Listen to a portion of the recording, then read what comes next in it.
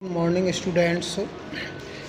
I shall teach a letter to God, written by G.L. Fuentes. This chapter I shall written already, and I read line to line and explain this chapter today. The house, the only one in the entire valley. अकेला एकमात्र घर था.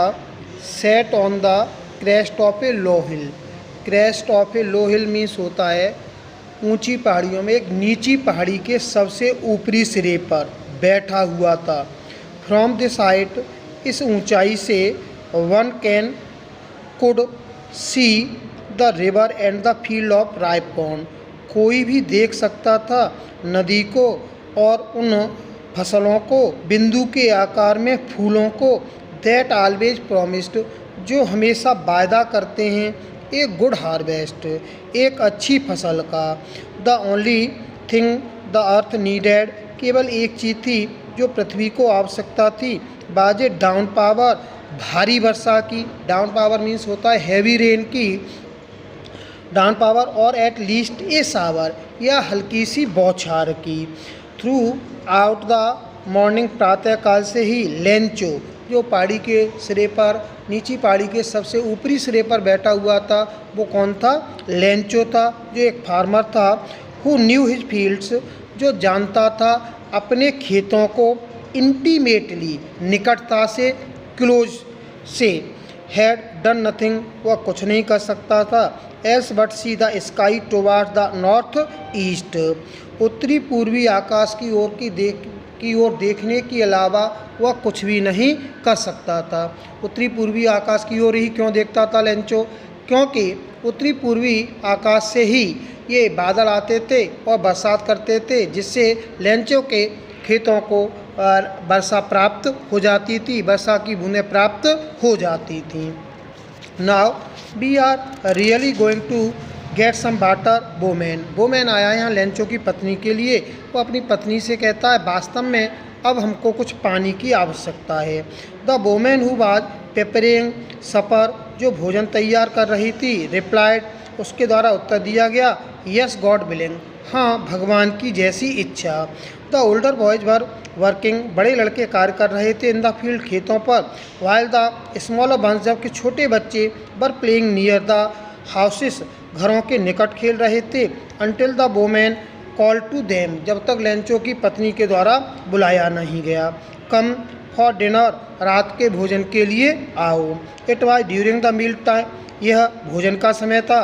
That just as, ठीक तभी, Lencho had predicted, Lencho ने भविष्यवाणी की.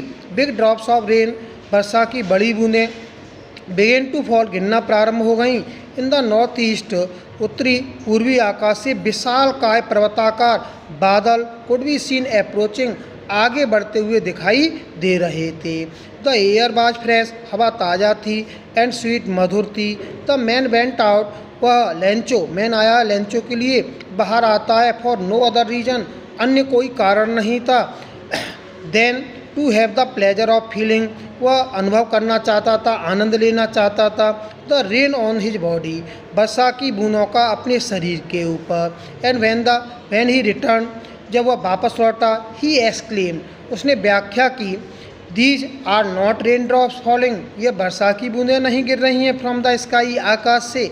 They are new coins, ये नए सिक्के गिर रहे हैं. The big drops are 10 cent, 10, जो बड़ी बूंदें हैं वो 10 सेंट की हैं. सेंट यहाँ पर आया है करेंसी ऑफ अमेरिका के लिए. And the little ones are 5, और छोटी बूंदें 5 सेंट की हैं. ऐसा क्यों कहा गया है लेंचो के द्वारा 10 सेंट की बिग ड्रॉप्स को और 5 सेंट की स्मॉल लिटिल ड्रॉप्स को कहा गया है? क्योंकि यह उसके फसल के लिए और लाभदायक थीं. बड़ी बूंदें अधिक लाभदायक थीं, छोटी बूंदें अधिक कम लाभदायक थीं. इसी कारण से उसने 10 सेंट और 5 सेंट इन बूंदों को कहा है. विद ए सेटिस्फाइड एक्सप्रेशन, इस संतुष्ट भाव के साथ ही regarded the field of ripe pond, वह अपनी पकी हुई फसल की ओर जाता है जो फूलों से लदी हुई थी. Draped in A curtain of rain, जिसके ऊपर पानी के आवरण से ढके हुई थी।